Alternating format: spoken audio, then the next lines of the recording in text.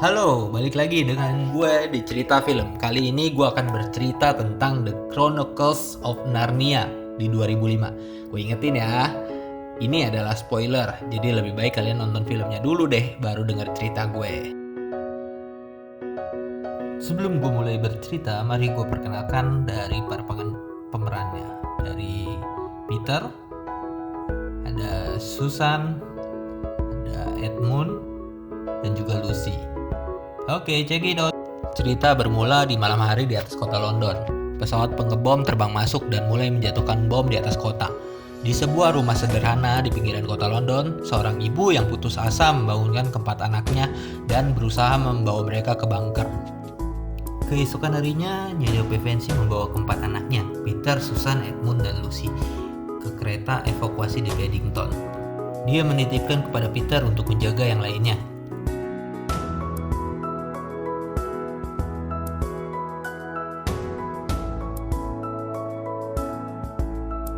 Keempat anak itu berkendara dari London ke sebuah kota bernama Comberth Hall. Sebuah kereta kuda muncul yang dikemudikan oleh seorang wanita parubaya yang tampak kejam, yang menurut tebakan Peter adalah Nyonya Macready yang diperintahkan untuk menjemput mereka. Nyonya Macready adalah pengurus rumah tangga dari Profesor Diggory yang tinggal di sebuah perkebunan luas yang dinominasi dengan rumah besar yang berisikan kekayaan artefak sejarah. Karena hari hujan memaksa mereka untuk tinggal di dalam rumah, Lucy yang bosan mengusulkan permainan petak umpet dan Peter yang berharap untuk menghibur semuanya menyetujuinya.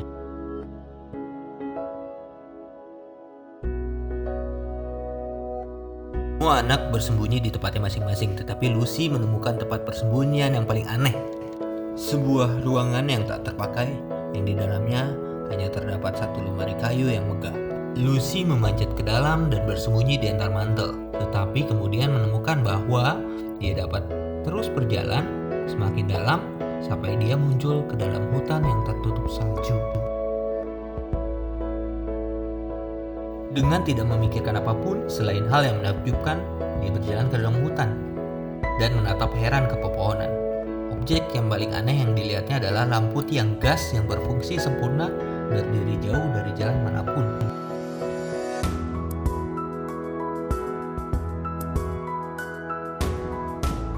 Dan kemudian dia melihat pemandangan yang lebih aneh. Makhluk setengah manusia dan setengah kambing membawa paket berbungkus coklat mengenakan payung tipis di atas kepalanya.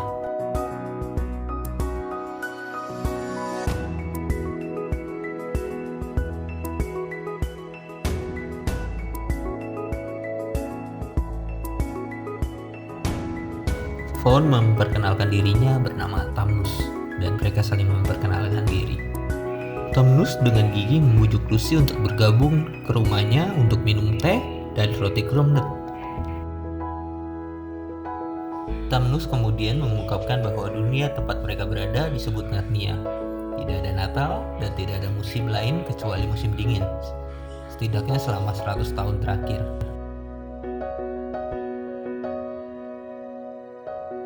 Kemudian Tamnus menawarkan untuk memainkan musik yang biasa dia mainkan. Tamnus memainkan lagu hipnotis pada instrumen seperti seruling, yang akhirnya membuat Lucy menjatuhkan cangkir tehnya dan tertidur.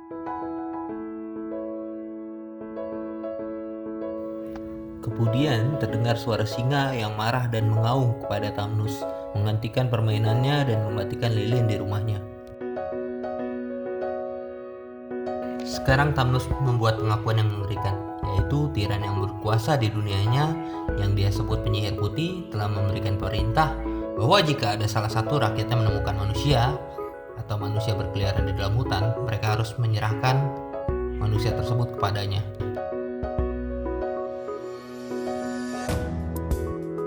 Lalu Tamnus memutuskan untuk bergegas kembali ke tiang lampu sehingga Lucy dapat kembali ke dunianya.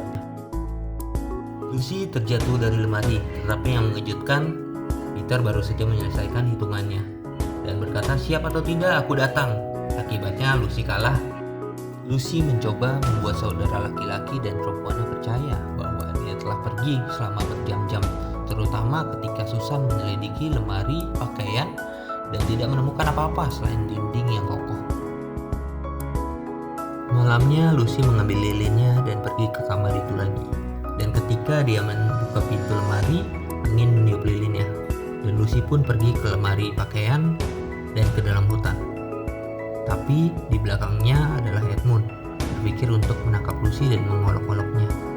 Jadi dia tidak siap untuk menemukan dirinya memasuki hutan bermusim dingin.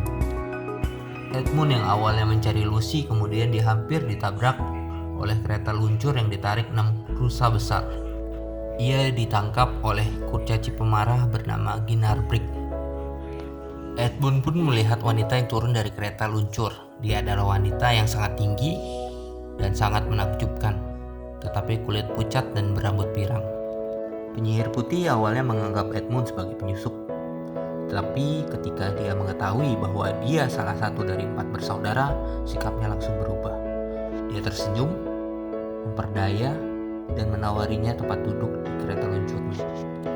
Penyihir putih menawari Edmund minuman panas yang dia buat dengan menjatuhkan cairan hijau ke salju. Dia juga bertanya kepada Edmund apa yang ingin dia makan. Penyihir putih itu menyatakan dirinya sebagai Ratu Narnia dan kemudian mengatakan bahwa dia tidak memiliki anak. Dan dia melihat bahwa Edmund akan menjadi Raja Narnia suatu hari nanti. Tapi dia harus membawa keluarganya untuk mengklaim kehormatan itu. Setelah mengatakan hal tersebut, penyihir putih meninggalkan Edmund agar dia dapat membawa saudara-saudaranya kepada penyihir putih. Kemudian Lucy muncul dan berkata bahwa ia telah bertemu Tamus dan bahwa penyihir putih tidak tahu apa-apa tentang kehadirannya di sana. Lucy kemudian menjelaskan apa yang dimaksud dengan kalimat itu, bahwa penyihir putih adalah wanita yang berpura-pura menjadi Ratu Narnia, tapi sebenarnya tidak. Edmund bingung mendengar kata-kata itu. Kedua anak itu kembali melalui portal menuju lemari. Lucy dengan semangat membangunkan Peter dan Susan, mengatakan bahwa Narnia ada di dalam lemari seperti yang dia katakan. Dan kali ini Edmund pun melihat kejadian tersebut. Tapi Edmund menyangkal hal tersebut. Edmund sekarang mengatakan bahwa ia hanya bermain-main. Lucy mulai menangis dan kehabisan tenaga. Lucy yang menangis bertemu dengan Profesor Degree. Peter dan Susan menjelaskan mengapa Lucy menangis. Karena dia percaya ada sebuah hutan di dalam lemari. Profesor yang semangat mengatakan mereka juga harus percaya kepada Lucy. Keesokan harinya hari yang cerah, mereka memutuskan untuk bermain kriket. Tapi sialnya Edmund memukul bola dengan keras, sehingga menjatuhkan satu buah baju jirah. Segera mereka mendengar suara Nyonya McCready dan mereka mulai melarikan diri. Satu-satunya tempat untuk melarikan diri adalah kamar cadangan. Mereka berempat memutuskan untuk bersembunyi di dalam lemari. Tapi tanpa sadar mereka berempat sudah berada pada hutan musim dingin. Peter yang malu lalu meminta maaf kepada Lucy dan kemudian ia menyadari bahwa Edmund telah berbohong. Lalu ia memerintahkan Edmund untuk meminta maaf kepada Lucy dan ia melakukannya. Kemudian mereka menggunakan mantel yang kebesaran yang diambil dari lemari. Lalu mereka berangkat ke rumah Tamus atas saran Lucy. Akhirnya mereka tiba di rumah Tamus dan menemukannya benar-benar hancur. Susan ingin mereka kembali ke rumah, tetapi Lucy bersikeras untuk tetap tinggal dan mencoba untuk membantu Tamus. Sesampainya mereka di depan rumah, mereka bertemu dengan berang-berang yang dapat berbicara, dan dia mengembalikan sapu tangan Lucy kepadanya, lalu mengatakan bahwa itu diberikan sebelum Tamus tertangkap. Berang-berang itu mengatakan bahwa mereka harus mengikuti dia untuk sampai ke rumahnya. Begitu di dalam rumah, berang-berang itu memberitahu anak-anak tentang seseorang bernama Aslan sedang bergerak dan menunggu anak-anak di sebuah tempat yang bernama Stone Table. Edmund pun bertanya, siapa Aslan? Setelah mendengar perbincangan tersebut, tiba-tiba Edmund meninggalkan rumah para berang-berang dan pergi menuju ke puncak gunung itu. Yang lain mencoba mengikutinya. Tetapi tiba tepat pada waktu melihat Edmund memasuki istana yang sangat besar dan terlarang, yang tampaknya terbuat dari es dan batu. Peter mencoba mengikutinya, tapi berang-berang jantan menghentikannya, mengatakan bahwa Edmund adalah umpan untuk jebakan. Edmund di dalam istana. Ia berada di halaman yang tampak luas dan penuh dengan patung-patung batu, segala macam makhluk, dan mereka semua membatu. Edmund diantar pemimpin serigala untuk sampai ke tahta. Edmund yang tidak bisa menahan diri duduk di atas tahta. Penyihir putih pun bertanya kepada Edmund, di manakah saudara-saudaranya berada. Kemudian Edmund mengatakan di mana mereka. Sikap penyihir putih pun seketika berubah, memanggil Kinarbrig dan membawa Edmund ke sel penjara. Kemudian dia memanggil pemimpin serigala yang segera bergegas keluar istana berniat untuk menyerang rumah berang-berang.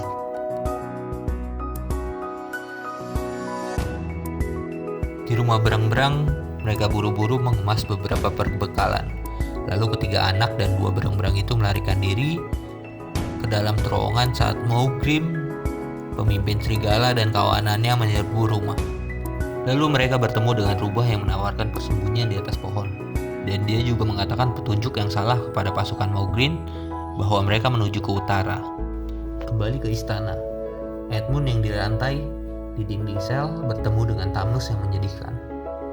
Tiba-tiba penyihir putih yang marah masuk dan bertanya kepada Edmund, di mana saudaranya? Karena pasukan serigala tidak berhasil menemukannya. Edmund yang ketakutan berkata tentang Aslan. Tapi ia yang berasa bersalah mengatakan bahwa ia tidak tahu, karena dia pergi sebelum mendengar semuanya. Penyihir putih berangkat dengan kereta luncurnya. Dengan tangan dan kaki terikat, Edmund duduk di sebelah kakinya. Mereka hampir tersusul oleh penyihir putih dan berhasil bersembunyi. Tapi apa yang mereka ketemui? Mereka bertemu dengan Santa. Kemudian Santa memberikan anak-anak tersebut hadiah yang berharga. Kepada Lucy yang memberikan sebuah botol yang terbuat dari berlian, yang berisi minuman berwarna merah, terbuat dari jus bunga api. Setetes saja dapat menyembuhkan luka apapun, dan sebilah belati. Kepada Susan ia diberikan sebuah busur dan tanduk gading yang dapat memanggil bantuan dari mana saja.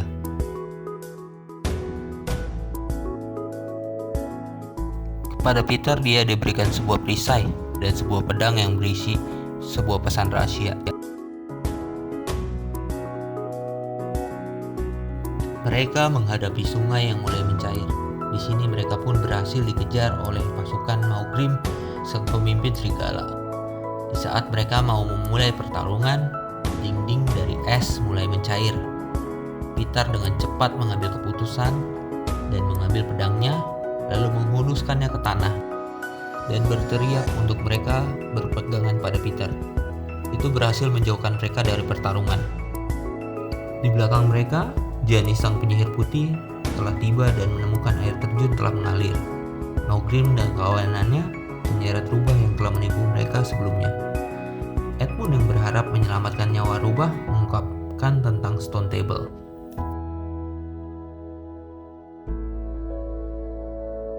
Mereka bertiga tiba di perkemahan tempat Aslan berada.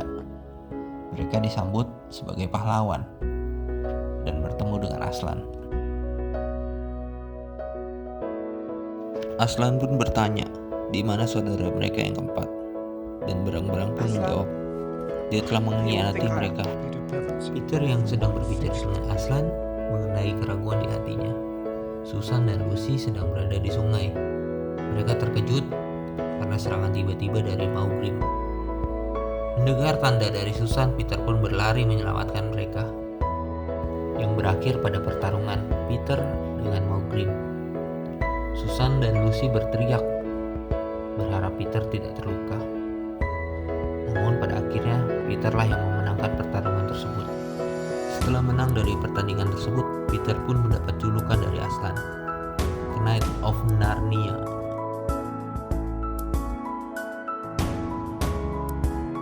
Malamnya Orius menyerang perkemahan Jadis sang penyihir putih, serangan yang sukses untuk menyelamatkan Edmund.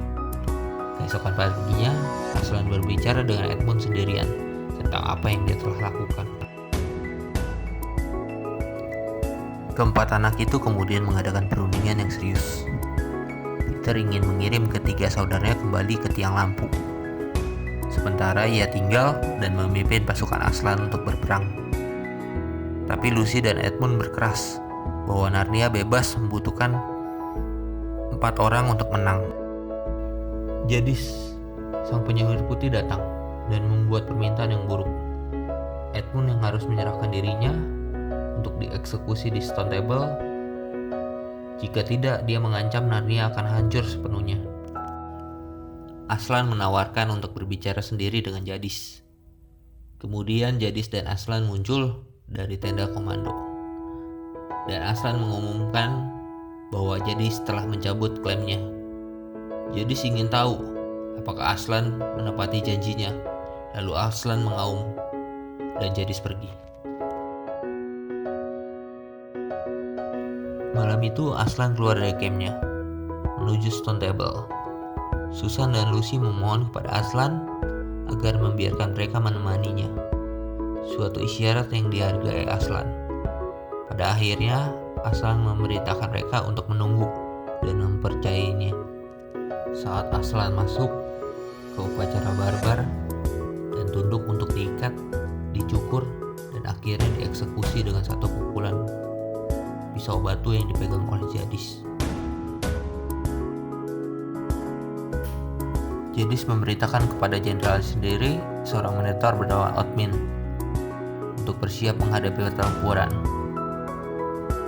Lalu mereka meninggalkan tubuh Aslan sendiri di atas Stone Table. Susan dan Lucy bergegas maju dan menjaga tubuh Aslan sepanjang malam. Lucy mencoba membuka botol berisi bunga api, tapi Susan bilang sudah terlambat untuk itu karena Aslan sudah mati. Beberapa tikus berkerumun di sekitar Aslan, dan Susan berniat untuk mengusirnya. Tapi Lucy tahu dan menunjukkan bahwa mereka sebenarnya menggerogoti ikatannya. Kemudian Susan berkata bahwa Peter dan Edmund perlu diperingatkan, dan Lucy mengingat bahwa para liar yang dapat membawa pesan lebih cepat daripada mereka.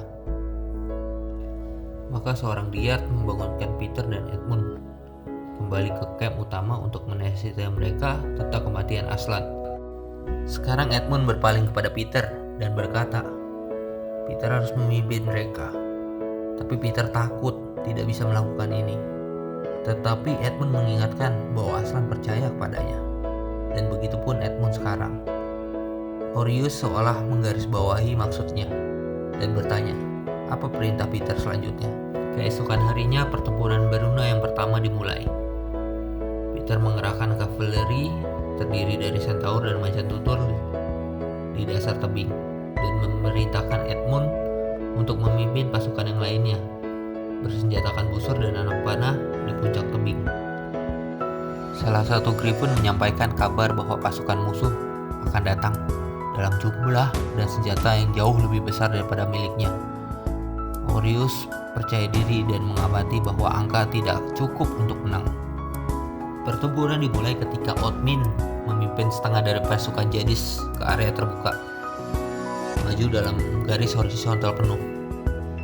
Peter pertama-tama memerintahkan menyerang melalui udara oleh Griffin dan burung-burung lainnya. Kemudian Peter berteriak untuk Narnia dan untuk Aslan.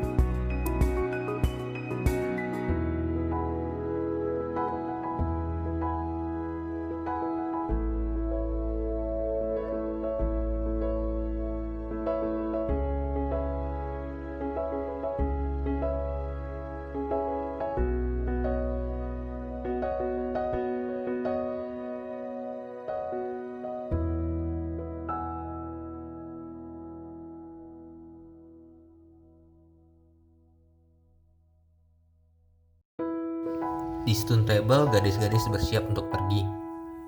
Ketika tiba-tiba mereka terlempar dari kaki mereka karena Stone Table retak menjadi dua, dan Aslan yang hilang kemudian muncul terlihat sangat hidup di hadapan mereka. Aslan berkata kepadanya, ketika korban bersedia yang tidak melakukan pengkhianatan mati sebagai pengkhianat, meja batu akan terletak dan kematian itu sendiri akan berbalik. Aslan kemudian memerintah gadis-gadis itu untuk naik ke punggungnya. Aslan, Susan, dan Lucy telah tiba di istana Jadis. Di sana tidak dijaga sama sekali. Lucy melihat tamus yang membatu dan mulai menangis. Tapi Tapi kemudian Aslan bernafas kepada Tamus, dan Tamus hidup kembali. Aslan mulai memerintahkan gadis-gadis untuk mencari patung-patung yang mungkin dihidupkan untuk mendapatkan bantuan dari mereka. Kemudian Edmund melihat Jadis berjalan ke arah Peter dan mengangkat pedangnya, juga tongkatnya yang mengerikan itu. Edmund pun melompat ke medan pertempuran. Edmund berusaha menghentikan Jadis yang mengarah kepada Peter. Pada saat itu, Jadis pun sadar dan menyerang Edmund dengan tongkatnya. Namun, Edmund dengan cepat menghindar dan menghancurkan tongkat itu menjadi dua. Melihat tongkatnya hancur, Jadis marah dan menusuk Edmund dengan tongkatnya yang terpotong.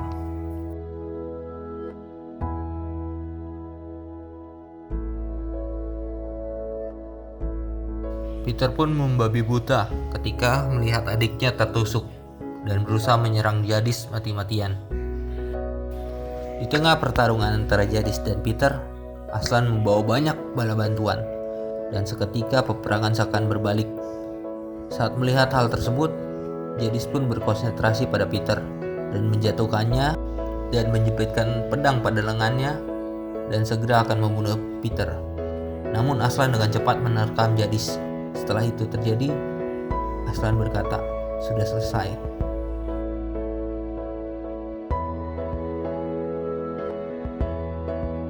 Peter yang gembira bertemu dengan saudarinya berkata, Edmund terluka parah dan ketiganya mendatanginya.